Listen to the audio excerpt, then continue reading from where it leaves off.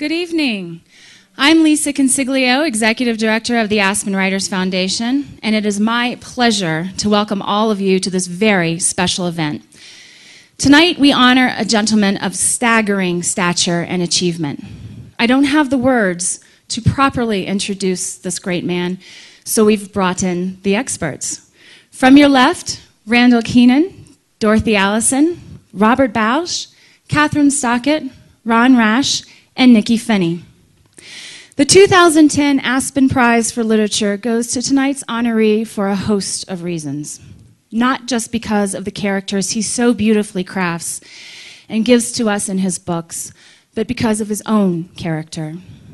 Not just because he shunned what society handed him at birth and fought back with the mighty pen, but because he encourages us to confront our own shame, frustration, fear, and failure in the pages of his books, and still manages to offer up hope, happiness, and comfort. Not just because he overcame the tragedies that played out in his own backyard, a place where he was not allowed to step foot in a local public library as a child, but because he has found a way to forgive and to help others, asking questions that must be answered today. Like, why is our society more comfortable with seeing two men carrying guns than two men holding hands? Not just because he won a scholarship to Stanford University and studied with the brightest and the best under Wallace Stegner, but because he nearly beat out that very mentor for a Pulitzer Prize. Not just because he fell in love with books and wrote the great ones, but because he recognized the power of the written word and knew that he was holding the key that would change his life, his town, his country, and the world. Not just because he brilliantly writes about Louisiana and the South, but because he writes for the youth of Louisiana and the South, to give them direction, offer a sense of place, and teach a lesson or two, all the while asking that they never forget, but never hold a grudge. Not just because he asks his readers to be kind, committed, and responsible, but because he is kind, committed, and responsible. Ladies and gentlemen, it gives me great, great pleasure to offer this year's Aspen Prize for Literature to Mr. Ernest J. Gaines.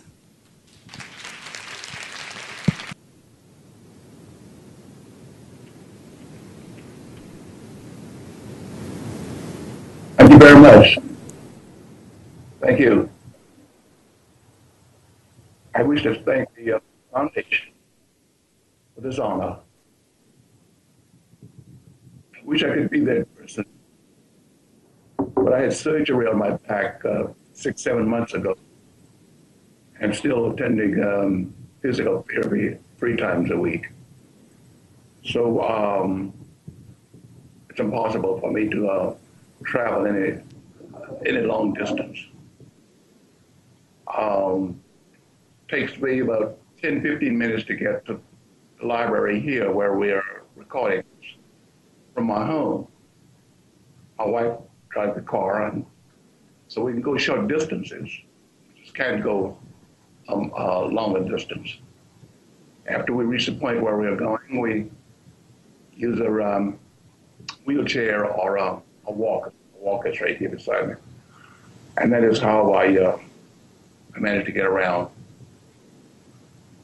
I see that Solomon Rush was recipient of this award a year ago. And it's an honor to be in such company as with Mr. Rusky, whom I've met and spoken to a couple of times. I suppose I should say something about writing a lesson before dying.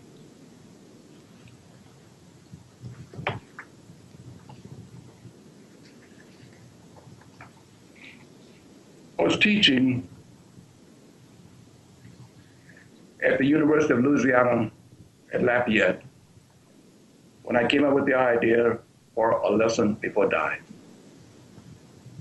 That would be around 1983, 1984. The original idea was that the story would occur in the early 1980s. I wrote a letter to the warden at Angola, state prison here in Louisiana, and informed him who I was. I was a teacher at UL, and that I was the author of the autobiography of Miss Jane Pittman and several other books. And that I had another novel in mind about a prisoner on death row. And would he, the warden, mind if I ask him a few questions? Question number one: would it be possible for someone not kin to the condemned man, who is not a minister of religion or his legal advisor, visit him on death row? About a week later, I received a letter from the warden's office informing me that the warden would not be able to guarantee me that kind of security. I immediately wrote a second letter, assuring the warden that I, Ernest J. Gaines, had no intention of visiting Angola on a regular basis, but that I was writing a novel, and I emphasize the word novel. And I was wondering if it were possible that such a person, a teacher, for example, could visit a condemned man. The warden's office never did answer my second letter, and maybe that was a blessing in disguise. Being a writer and resident on any university campus, you're constantly being asked, how's the writing coming along, and when can we expect the next book, etc., etc., etc. A Gathering of Old Men had been published in 1983. So between 83 and 85, I was between books. That is, I was not writing. When a colleague of mine asked me what I was doing, I told him I had a novel in mind and that I had written The Warden at Angola. I told him the result of my second letter. I gave him the general plot of the novel: a young man being in the wrong place at the wrong time, and he was charged with murder. Paul Nolan, my colleague, told me that he knew of a case I might be interested in reading about. The case Paul was referring to concerned a young man, a 17-year-old boy, who had been sentenced to be electrocuted in the electric chair here in Louisiana. Something happened that day.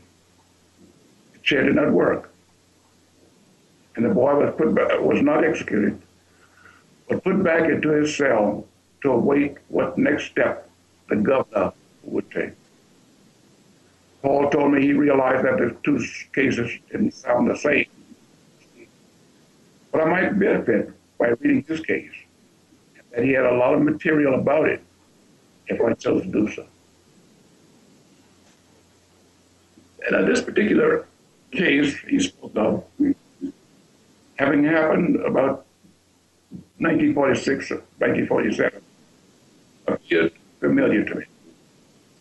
And around a time I had written about in previous stories: Sky is Gray, Three Men, and the novel of Love and Dust.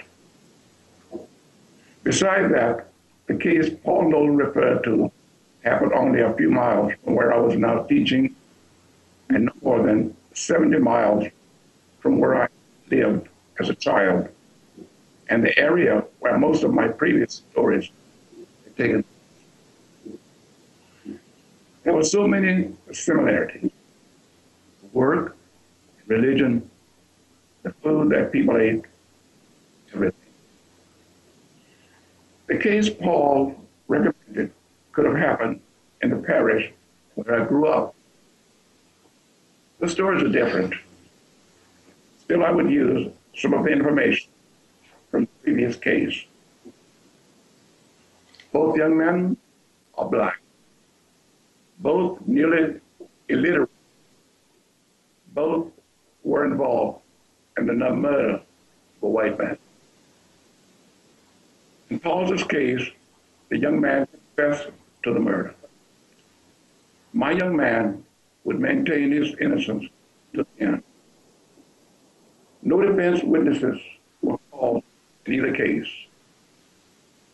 Only white men served on the juries. This was the 40s. So there are no women and, of course, blacks on juries. After reading all the material that Paul had given me, I asked myself, why not bring my story back to the 40s? If I put the story in the 40s, there was so much material I could use.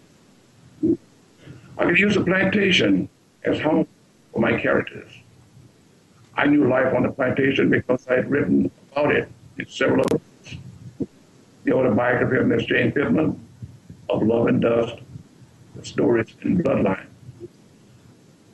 I could use the church school for background, the church where generations of my folks had worshiped and where I had attended school my first 6 years.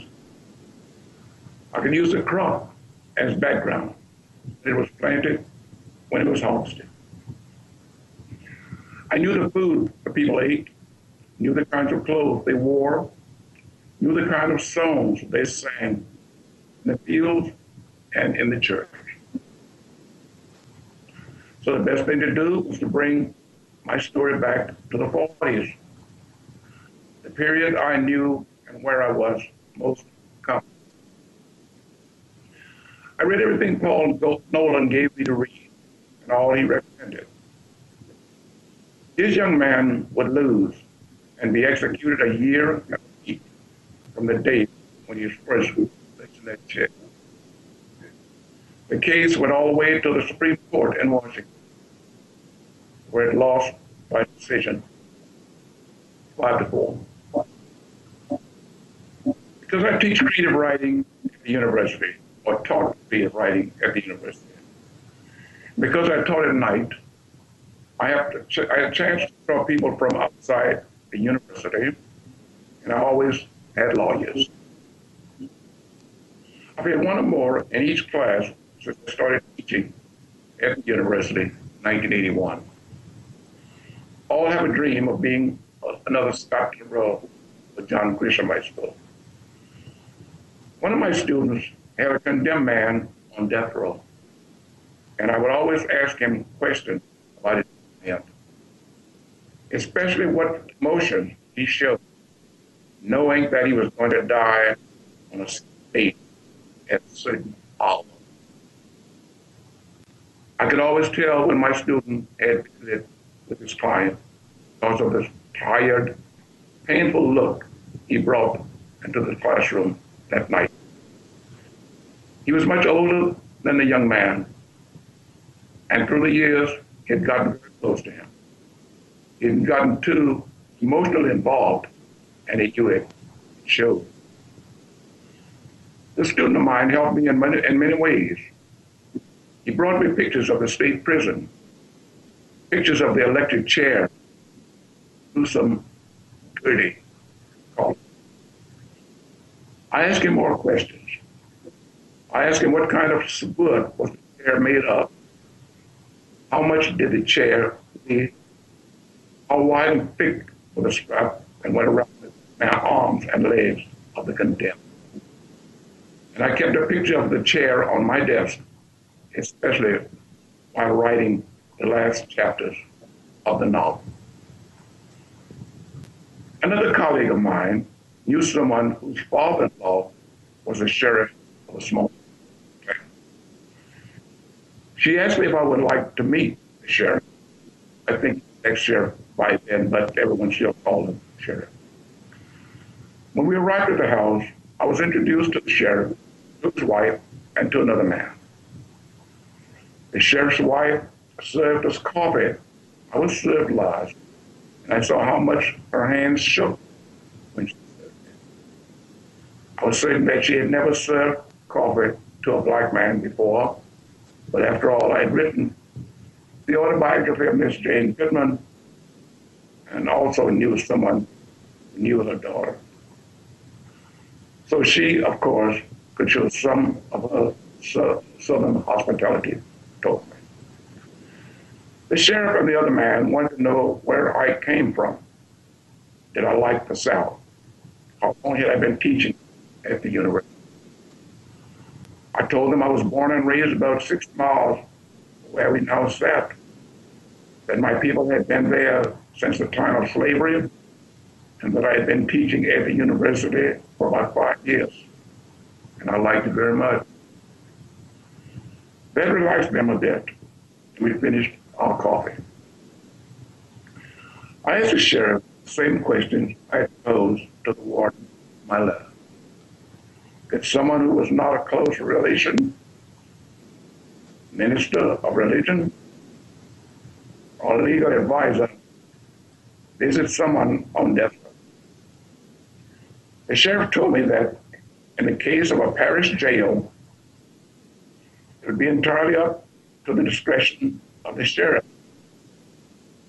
He told me that the sheriff of the jail was totally in charge and that he made all the decisions.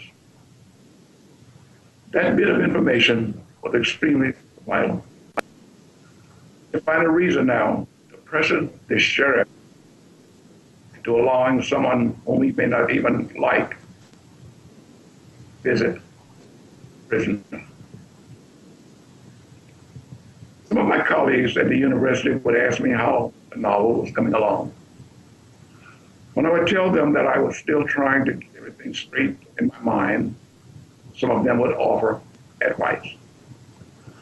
One fellow who considered himself a writer too said, find something on the sheriff that he would not want people to know about. I told him that sounded like blackmail, and I didn't want to have anything to do with that. He told me he had another idea. The sheriff's wife had had an abortion in the past, and you know how these Southerners felt about that. I told him I didn't care for that idea either. He said, well, let's say the sheriff's wife had had a relationship with a black man, and your character threatened to expose it. By God, that would light his fire. And more than likely get my character killed before he ever got to the jail. No thanks, I said. The original idea of the novel, when I thought the story would take place in the 80s, that Grant, the narrator, would have been living in California. And he would come to Louisiana one summer to visit his aunt and eventually get involved in visiting the young man on death row. That was the original reason for the questions about whether someone other than a legal advisor or a minister could visit. Because I'm sure the sheriff would not want any outsider, especially someone from the North, interfering with his business. It was not until I decided that the story would take place in the 40s that I would make Grant a teacher who had gone away for his education and then returned to teach on the same plantation he was born and raised, where all the people had lived for several generations. However, because he was educated, the sheriff still may not have wanted him to be there.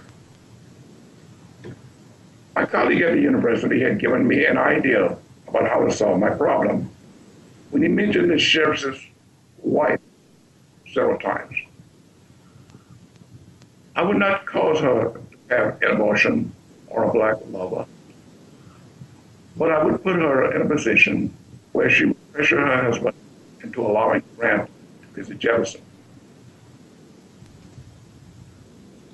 On that plantation where I was born, my maternal grandmother worked at the big house as cook for many years. And I myself had worked in the yard there on several occasions, collecting eggs from where chickens had laid in place, gathering pecans, picking fruit from the different trees. Now, suppose I made the sheriff's wife member of such a family when my grandmother had worked all those years. Wouldn't she, my grandmother, have done favors, extra favors, members of that family? Would that be enough reason for her to feel that she could go to them for a favor now, which I thought would be better reason and more convincing to the reader to get the sheriff to allow the narrator to visit the prisoner? So I created two elderly ladies, Talu, the narrator's aunt, and Miss Emma, the prisoner's godmother. And those two apply pressure. I've said that I wanted the story to take place in the 80s, and that the narrative Grant would come to California. Once I decided that the story would take place in the 40s, and that Grant had lived on the plantation all his life, and gone away to be educated, and had returned to teach, all this adds another element to the story. I didn't want just another story of someone waiting to be executed. That had been done many times before. To make my story different, I had to do something else. Make Grant also a prisoner of his environment. Grant teaches in a church. As I said, I went to a church school the first 6 years of my education. Grant hates teaching. He hates the South. He hates everything around him. This is the 40s. And the professions for blacks to enter were extremely limited. He could be a teacher and teach black children. He'd be undertaker, a barber, insurance collector from other lives. He could own a small grocery store or nightclub. But he could not be an attorney or doctor. Could I be a banker or a politician, and certainly not run for political office? Not in a small place like this in the South at that time. Grant wishes to run away. He's been well educated, and he knows there's a better world somewhere else. He has an aunt, Talu. Just as she and Miss Emma set pressure on the sheriff, they do the same to him to keep him in the South. Eventually, he would become involved in Jefferson's flight. And in the end, it would benefit both of them. He would teach Jefferson to live for a while, to die with dignity. Jefferson in turn, would help him find himself. In 1986, a young female in my class asked me if I would like to meet the lawyer who had defended the young man whom Paul Nolan had spoken of. I told her I certainly would. She brought the old man to my house, a Cajun fellow, probably in his 70s, bent, frail. My student and I made coffee, and she had brought cookies, and we sat on the porch. There was this man who told me about the traveling electric chair. I'd read about it, but I had not spoken to anyone who knew about it firsthand. He told me about the generator that accompanied the chair, because sometimes I was without electricity, erratic. To avoid that problem, the state prison set its own generator. We don't have the electric chair in Louisiana now. Some type of leader injection is instead used for execution. But let's go back to the late 40s when he did travel from one parish to the other. At that time, the execution was administered in the parish where the crime was committed, not necessarily at the state prison as it is done today. This attorney told me about how the chair with the generator was delivered in a truck, a special truck that delivered it the morning of the night before execution. He told me that the time of day for execution in that particular parish was between noon and 3 and on a Friday. He told me the generator had to be tested before the hour of execution. Be sure it was working. He told me you could hear the generator at least 2 city blocks away from the jail. He had witnessed the execution of a young man who had been sent to the chair a year earlier. During that year, the attorney had argued the case before the appellate court of Louisiana, Supreme Court of Louisiana, and the Supreme Court. His argument was that it would be cruel and unusual punishment to send this young man back to that chair. He failed in each court. In a year and a week from that first date, the young man was executed. Suddenly, the attorney became silent and brought his hands up to his face. My student moved closer to him and held him. He laid his head on her shoulder and wept. 40 years later, he could still remember that generator and that chair. Students are always asking me, you know the ending of your novel you start writing. And I've always used the analogy of getting on a train from San Francisco to New York. It takes 3 or 4 days to get there. I know some facts. I'm leaving San Francisco for New York. I also know the states I'll travel through, some of the things I'll do. I know that I'll go to the dining car to eat. I'll go to the club car for a drink. I'll read the book I brought with me. I'll get so many hours of sleep. These things I know.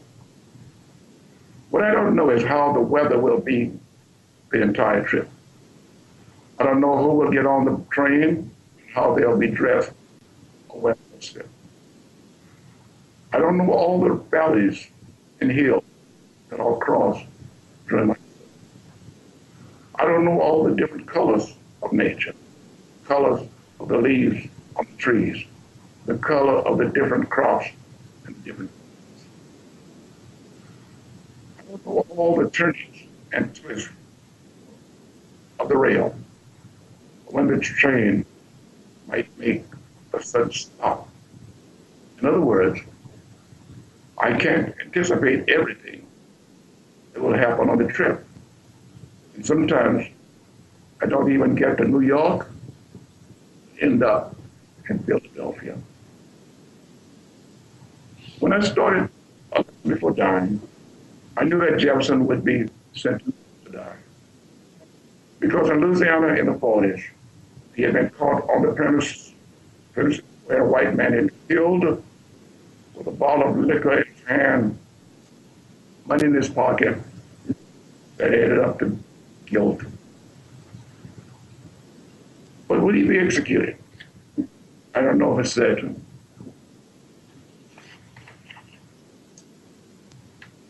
Maybe the governor at the last moment would pardon him when the state could not definitely prove his guilt.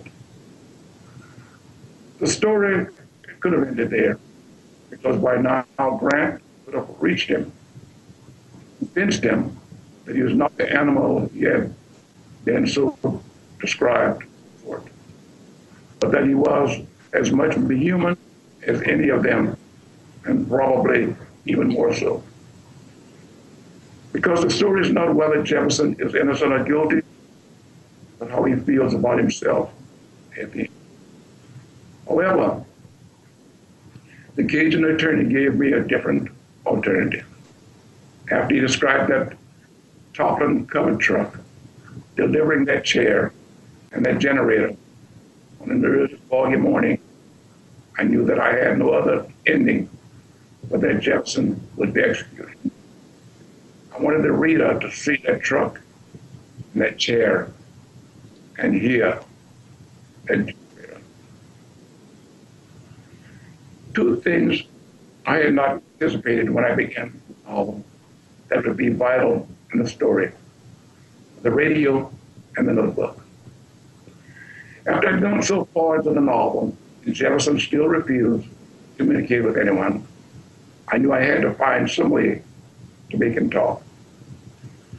On the plantation where I lived as a child, on Saturday nights, people of one of the or two of our homes in the quarter would give a house party or a supper, as we also called it. At those suppers, there would be food and drinks and music. The music coming from an old gramophone. On one of his visits to the jail, Grant mentions the music to Jefferson. When Jefferson shows some sign of interest, Grant promises to get him a radio so he can have some music to listen to. The idea of the radio was not planned, but it turned out to be a most important turn in the story. From that moment on, there was some communication, although limited, between the two of them. Still, Jefferson refuses to open up completely, or his godmother, his Emma, or the minister of the church. So we know little of what he's thinking about or what he thinks about life. And I felt we had to know him better. Once I decided he would be executed, I knew since he would not reveal his thoughts to someone, still in some way he had to give the reader that information. I didn't want any last effort speaking on the walk to the chair. I needed the information long before then. Thus, notes. Grant would bring him a notebook and a pencil and tell him to write down anything he wished, his least little thoughts. When Grant visits again, he sees that Jefferson has written in the notebook and erased. And Grant tells him not to erase, never to erase. Just go on and write his thoughts the best way that he can, which he does from then on. Jefferson is barely literate. He's never written a letter in his life. He is barely able to write his elementary school assignments. But now, with this pencil and notebook, he tries to define his humanity in the few days he has left to live. He does not know whether to write above the lines or across the lines, so he does both. He does not erase. He does not capitalize. He uses no punctuation marks. He writes what comes into his mind. He writes at night when he has light because to see him doing so during the day. He writes the night before execution because the sheriff promises him that he can have all the light he wants on his last night. His diary is made up of small things about the people he knew and how they affected his life, about insignificant incidents. He thinks about justice and injustice, and he wonders about God. All of this is written above and across the lines of his notebook without capitalization, punctuation. And I think I've run out of time and I have to stop there, but thank you very much.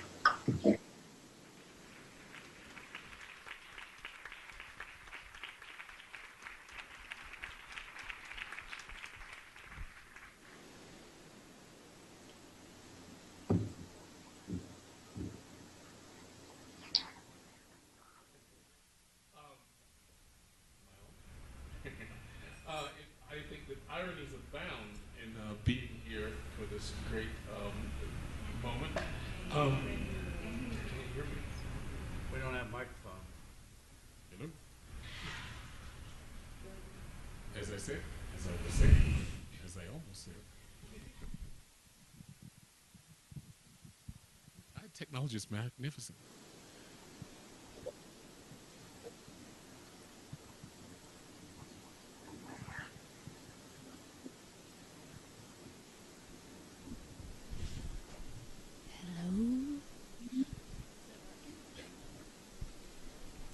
Is it already sick? Yes, there you go. As I was saying, I think ironies abound in my ability to be here at this great moment because I know he has no idea, but for 5 years, I worked for Ernest Gaines, even though he never met me. I was the editorial assistant to his editor at Alfred A. Knopf. And it was a magical time. Imagine, this poor country boy out of Duplin County, North Carolina, coming up to New York, working for the publisher of the likes of Gabriel Garcia Marquez, Toni Morrison, and I sit down with Ash Green, and he tells me who some of his authors were, and when he says Ernest Gaines, I do a Gary Coleman. What you talking about? I had, obviously as a kid, been witness to the great Cicely Tyson in the role of Miss Jane Pittman. And I don't know how old I was. Like so many people, I didn't realize that there was no Miss Jane Pittman. But it was based on a novel. But what a great way to be disabused. And I'm still thrilled to know that so many people still don't realize it's a novel, which is a great achievement for any fiction writer, I think. And then I had the great encounter. I studied with a wonderful scholar of African American literature who let me take a graduate course with him. And that's when I first encountered Bloodline. And those stories still live with me and were very important because I was first beginning to take writing seriously. And there were not that many. I would later find others. But after Richard Wright, there was Charles Chestnut, but there weren't many African-American men writing about the South. And though Louisiana is a light year away from North Carolina, those stories felt so much like home, especially November Sky. The Sky is Gray. That really was important to me. So all these years, I would talk to this man on the phone, worship his literature. I even got to know his agent, who was this amazing woman named Dorothea Oppenheimer, who was this learned Austrian woman who everyone was afraid of.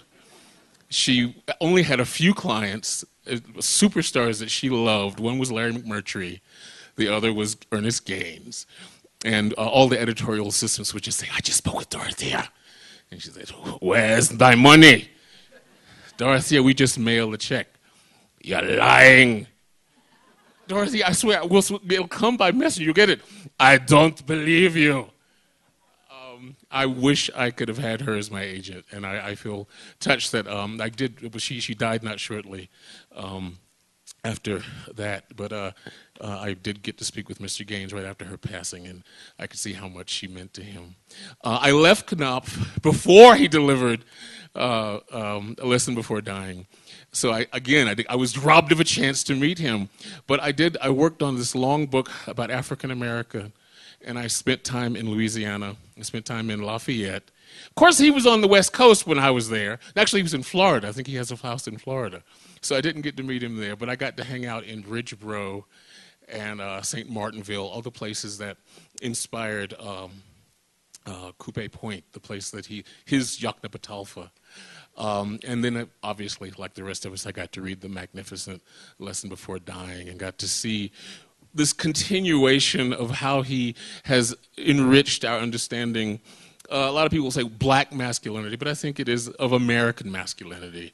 And I'll close just by saying that one of the things that you look at when you think of the great books by African Americans, when you think of Invisible Man or Native Son or Song of Solomon or Meridian, the thing that makes them live is not that they are great stories of African American life first, not that they're great Southern stories first, not even that they're great American stories first, but they're great human stories first. And I think with Ernest Gaines, we get a great exemplar of that humanity. So God bless you, Ernest Gaines, and one of these days maybe I'll get to meet you.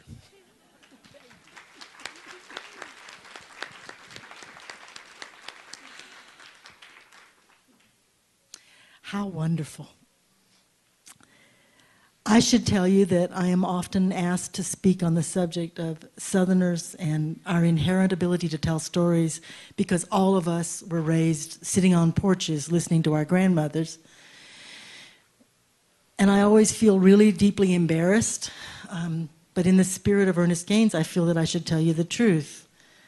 We did have a porch, and we did sit on it because we did not have air conditioning, and you want to be on the porch in the evening. But they wouldn't tell us any stories. The radio would play, and we would run in circles and wrestle and get dirty and eat watermelon with a great quantity of salt, which is why I expect to die soon.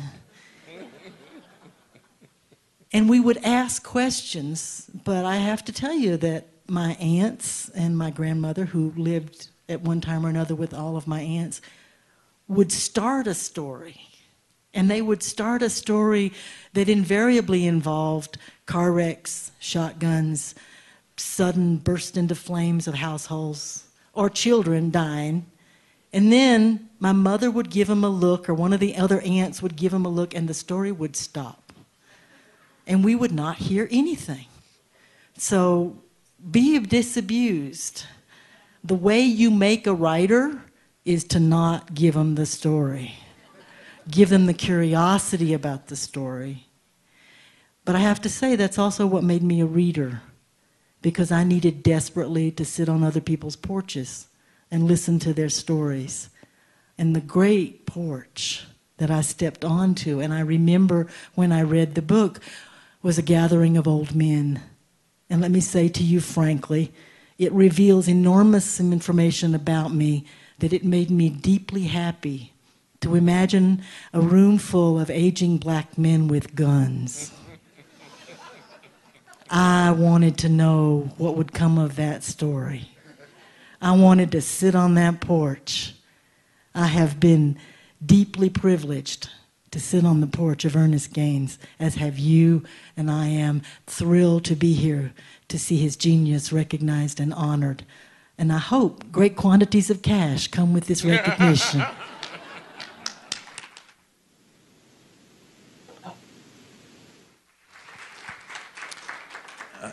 First I want to say, Ernest, this is Robert Boucher. I want to say congratulations. It's an honor well deserved. My wife and I teach together, and I thought what I would do was honor you by telling you a little story, okay, like we're on the porch. We've been together for 35 years teaching, and I've taught Lesson Before Dying, I've taught Autobiography of Miss Jane Pittman. I've had my 111 students watch that film and then had them read the book, even though in 111 we're really supposed to not be doing fiction. But I begin my class with trying to raise their consciousness of where we are. And I love both of those books, obviously. A Gathering for Old Men, I absolutely adore.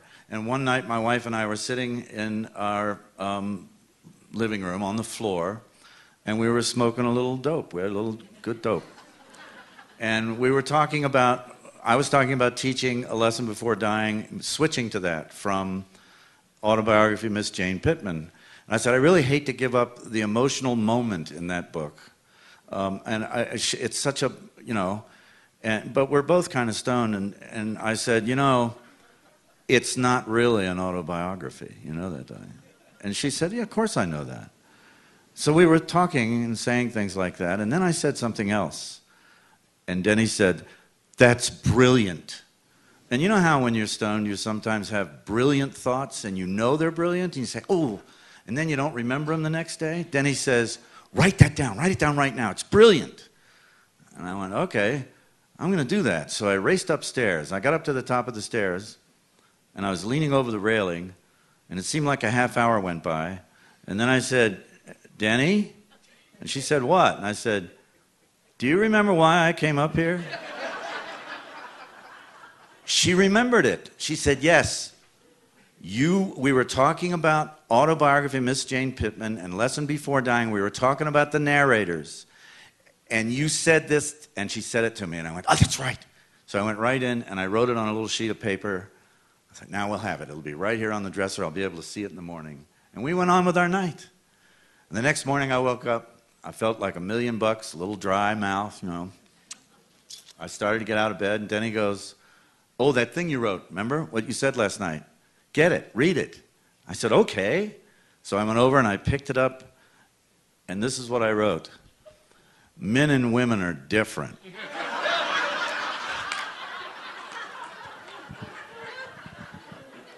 I have to tell you, I've learned so much from Ernest Gaines, more than that. Thank you, sir, and congratulations.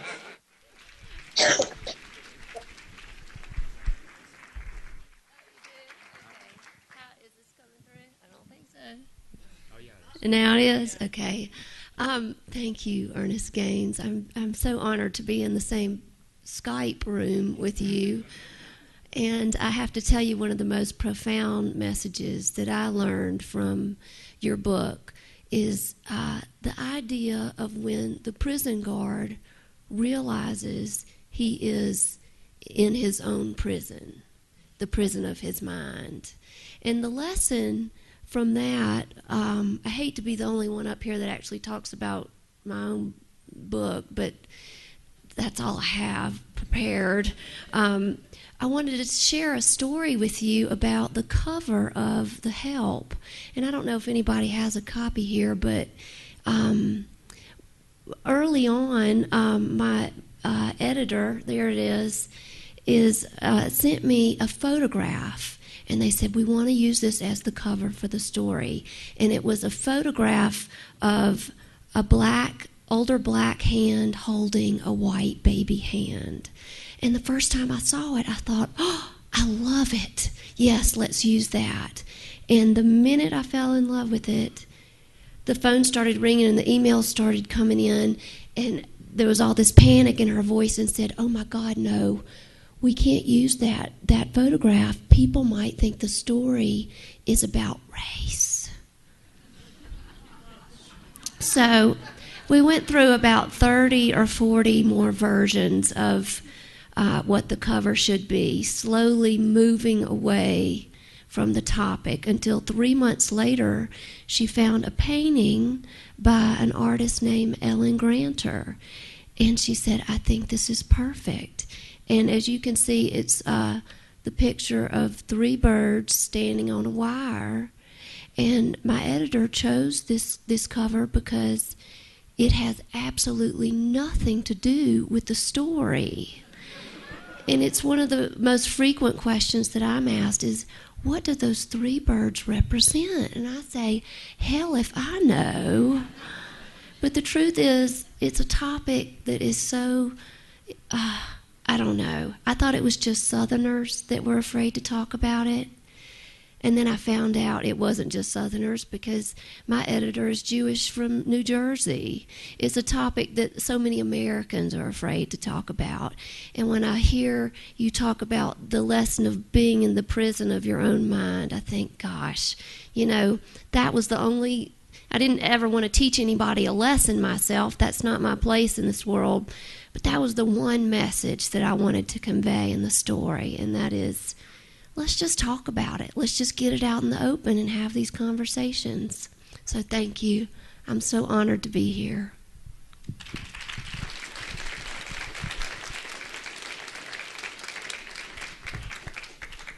I actually have met Mr. Gaines. He probably doesn't remember this, but I was teaching at a small community college in northwest South Carolina about 20 years ago. And we came upon some money unexpectedly, which no longer happens, I can assure you, in the last few years. But they said, who would you like to bring to talk to our students and to read? And one of the great things about having a situation like this is you get to choose who you want, really. But I also knew that Ernest Gaines would be a great choice, and I had no idea if he would come. We weren't really offering that much money, but he did. And he gave a wonderful reading, and it was really interesting to me to hear, because I knew the students in that community. For years afterwards, they would tell me about that reading, and it was for many of them, because all of them were almost first generation. What an impact it had on them, and it made a number of them readers. And one thing that I'm so grateful for is I feel that I'm a much better writer because I've read Ernest Gaines' work. One thing that he does that I find his genius is his refusal to deny humanity of any of his characters. He never condescends to his characters. And that, to me, is very remarkable. And the other thing is that whether his characters are black or white, men or women, rich or poor, there's never a moment when I don't believe in them. And that's very difficult to do. And only a great writer can do that. And the story that I love the most is The Sky is Gray. That is a story. I remember talking to Mr. Gaines about that story, telling him what a magnificent story that is. One of the great American short stories, one of the handful of great American short stories, I would say. And I thought I'd just tell a little story because I love that mother's pride in that story. If you remember the moment when she goes in to get warm, she doesn't want people to know that she doesn't have the money to buy the axe. I think it's axe handles, but she's looking at them. But when I was 5 years old, I asked my grandfather, my mother had bought a copy of The Cat in the Hat for me. And she'd been reading it to me for weeks. And we went to visit my grandfather. And he could not, my mother was busy doing something. And so I asked him to read it to me. And so he got me, put me up in his lap. And he started reading the story to me. And it was really interesting because the story was very different from the one my mother had told me, had read me. She'd read it to me 50 or 60 times, but suddenly this cat was getting into, very different adventures. And it kept on and kept on and kept on.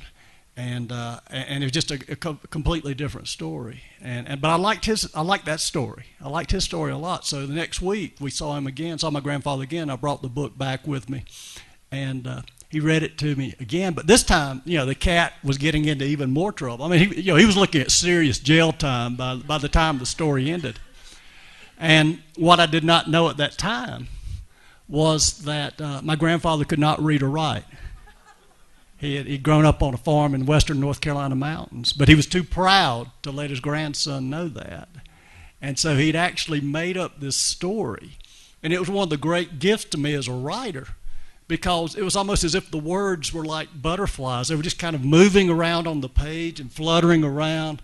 And I can remember, I started making up the stories that way myself. And one of the great disappointments of my life was when I went to first grade and I started learning to read it. And my words just, were like bubble gum on, shoe soles. They wouldn't do that. But anyway, it was a great moment, but a very similar character. But anyway, it is an honor for me to be part of this celebration. And thank you so much for your work and the inspiration of your work.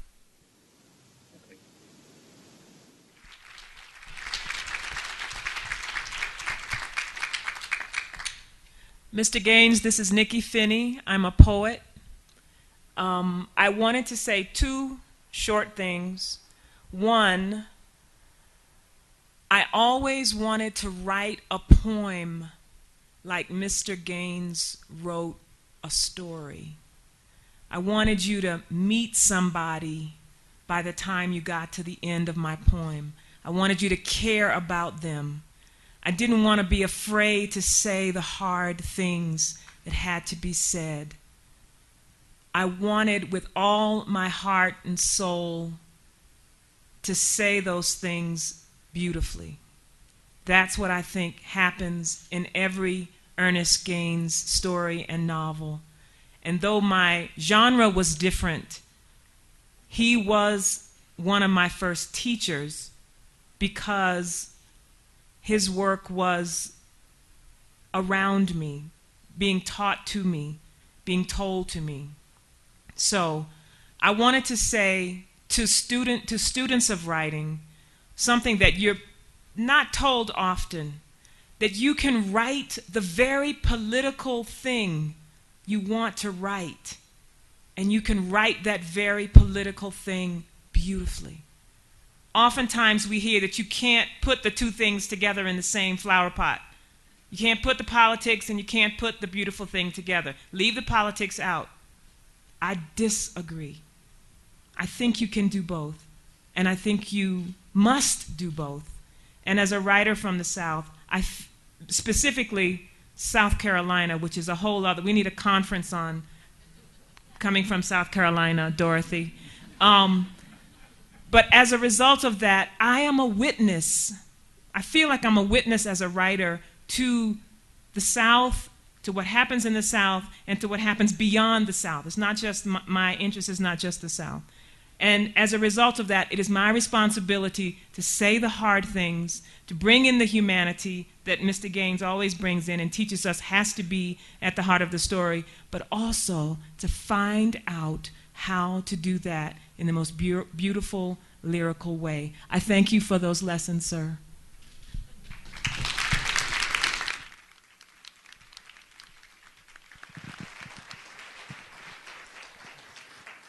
Does anyone have any questions for Mr. Gaines or our panelists? If you could raise your hand if you do, I'll make sure and bring a microphone to you. Anyone? Don't be shy. I'll start it off. I'll just throw a question to one of the panelists, and that is, just in general, which of his books is your favorite? Robert? Bob?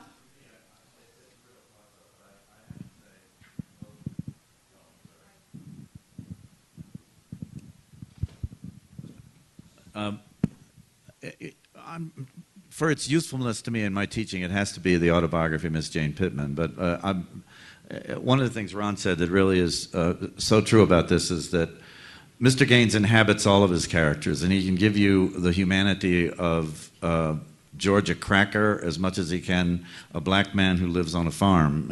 He inhabits them all. But I think my favorite Ernest Gaines book is the one he's writing now.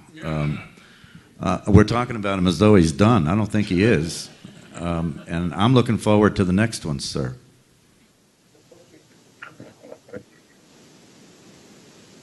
Mr. Gaines, would you tell us a little bit about what you're working on? Well, I'm not writing on anything right now. Since Lester before dying, I've started a book and put it down maybe a different time. It just hasn't grabbed me by the throat and made me stay at the desk as I've had to do with the other books. As I said, I've pen and wrote a little of it the last 15 years, but it's not anywhere near completion. And I have another one in mind that I think I may go to sometime soon. So I have two things that I think eventually become not novels, but not either one has forced me to sit at the desk with my ballpoint pen and unlined papers as a lesson did, or Miss Jane, or gathering. So I'm doing more reading now than writing. I read all the time. I read and read. So not writing as much as I would like to, should be done. We have an aspiring writer here with us. He's 17 years old from New Orleans, Louisiana, who's attending our teen writing camp. His name is James Jones, and he has a question for you. As me being an aspiring writer, I always believe that there's no such thing as a bad writer. And my friend Troy here, who's also from New Orleans, he's not here right now, but one day he said that he was a bad writer, and I told him that there's no such thing as a bad writer. As long as you're putting forth all of your heart into your work and all of your hard work, there's no such thing as a bad writer. Your writing will always be good. And as me being a writer, I've always doubted some of my writings, and I would try to find ways to become better, but there were pauses and breaks where I took and I slacked off on my writing, and now I'm glad to have this opportunity to stick to it and try to improve my writing and have it better known. But my question is mostly for any writer up there, is that what do you think makes a great writer? I mean, no one is a bad writer, but what do you think makes a great writer? What makes a great writer? I suppose I read a lot of quote Greek writers, quote read, Shakespeare, Tolstoy, Joyce, Hemingway, Paul, them up. I think great writing is writing about everybody or everything.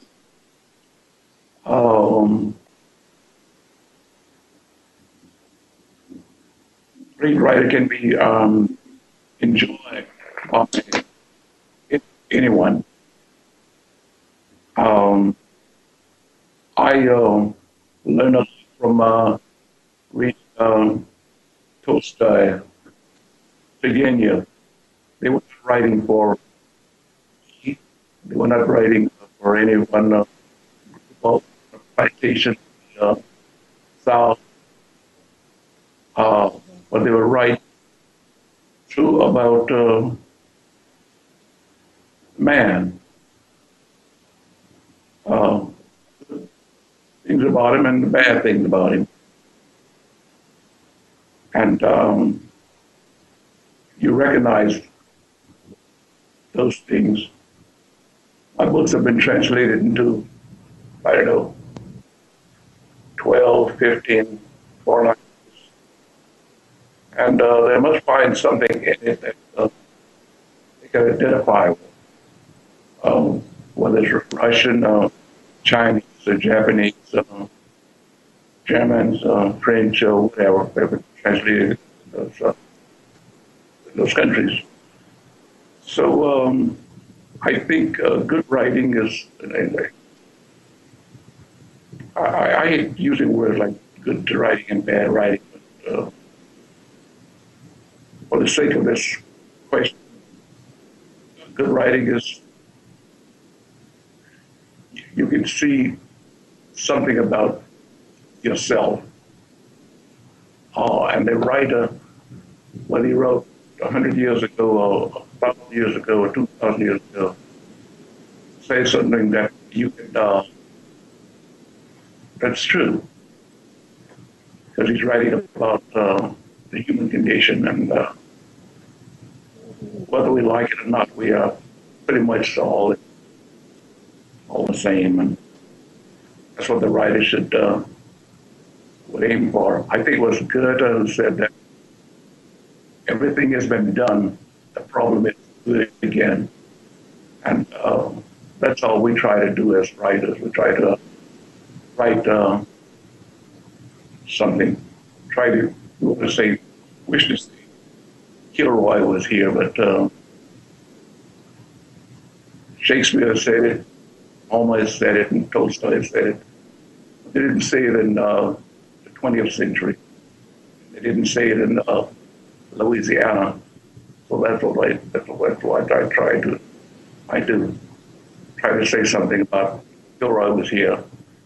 And if I feel if I say it well enough, truly enough, something in Russia, or England, or Greece, or Japan, or China would say, yes, I can understand. We've had Miss Jane Pittman, we've had people from different races to feel that they used like her. And the Chinese would tell me the same thing. And, others have said the same thing about her. We knew somebody just somebody just like that. So, Duke Ellington once said, "There's no such thing as bad music. It's either music or it's not music." And all music is good music. So writing is, to me, either writing or it's not writing. I don't know if it makes any sense. Thank you. Thank you, Mr. Gaines. Does anybody else have a question? Okay.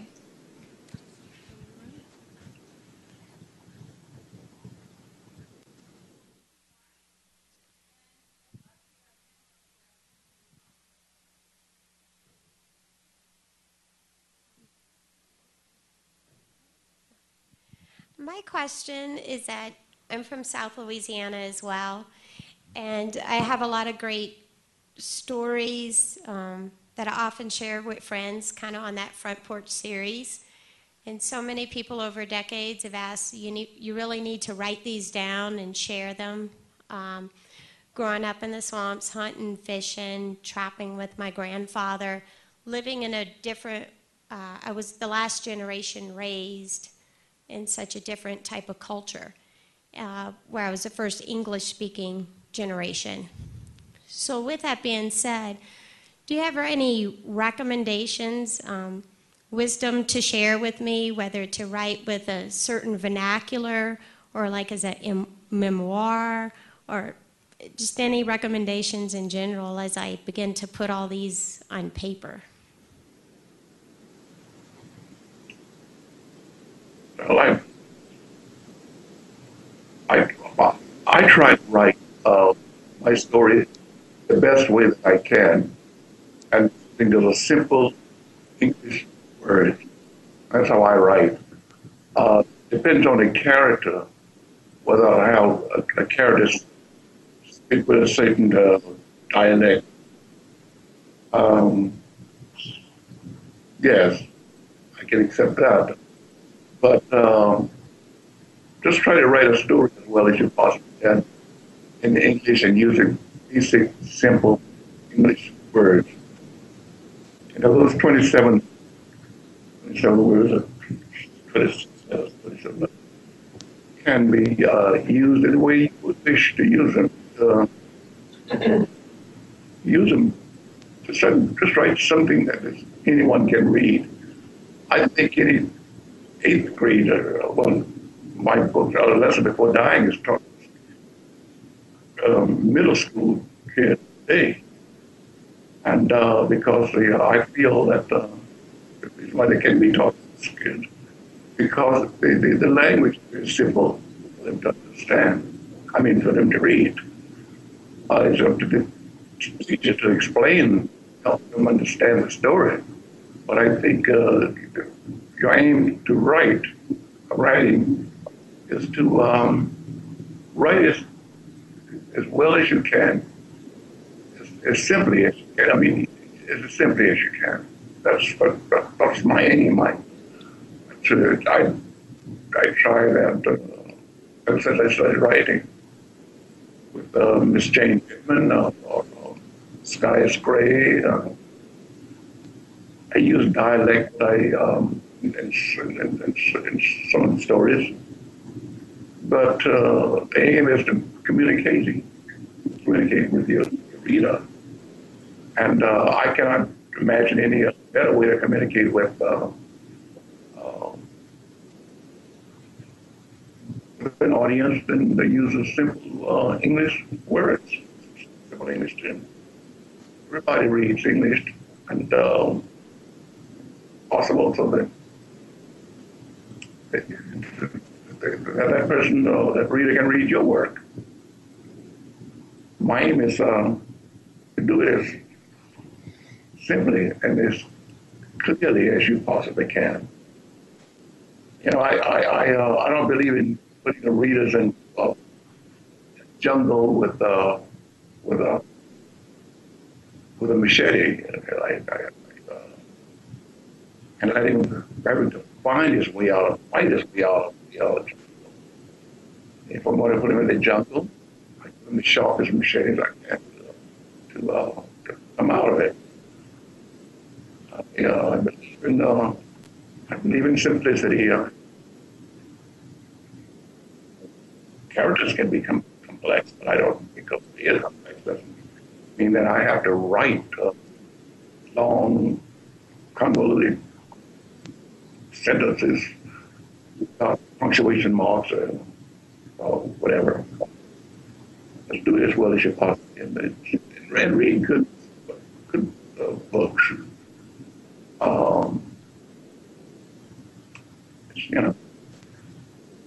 What else is big, right?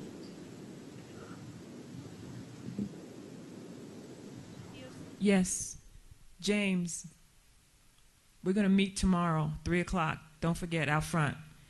But I want to say something to you, and I would love to answer the question from the young lady from Louisiana.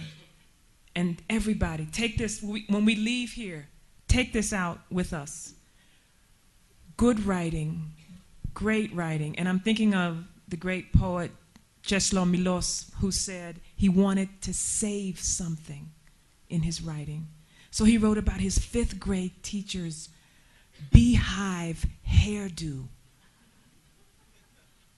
He wrote about his 5th grade teacher's beehive hairdo because it was no more, because it did not exist in his life anymore. And he wanted to write about it in order to what? Save it.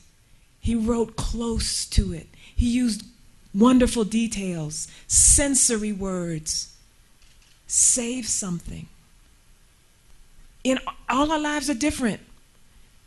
Don't make me start crying about what's happening in the Gulf. Don't make me go there. Save something in our lives. That, when you do that, a portrait, a landscape, a moment. My father used to give me money behind my mother's back. I wrote a poem about it. I saved it.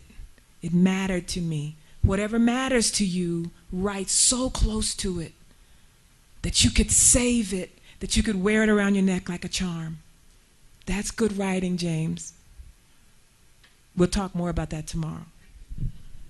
I think that's a gorgeous way to finish this discussion, Nikki. Thank you. That was a wonderful summary, and I know that what you've said basically is yet another tribute to Mr. Gaines. Mr. Gaines, thank you so very much for joining us live via video conference. Congratulations. Would you like to say anything else before you leave us? No, I talked this stuff out already. I guess, we could listen. But I've had a wonderful time. It's nice to have a good discussion. Thank you very much. How's the weather there? Go ahead. How's the weather? You don't want to know. It's as close to perfect as it could possibly be. And I hope when your back recovers, you will try to join us out here in Aspen, Colorado. On behalf of everyone at the Aspen Writers Foundation and all of our literary guests, our students, our editors, our agents, and these incredible authors on stage, congratulations to you, Mr. Gaines, for being the 2010 Aspen Prize for Literature recipient. We hope to see you soon. Keep writing. Thank you. Thank all of you very, very much. Everybody, please join us for a book signing out in the lobby. Have a drink, have some food. Thank you very much.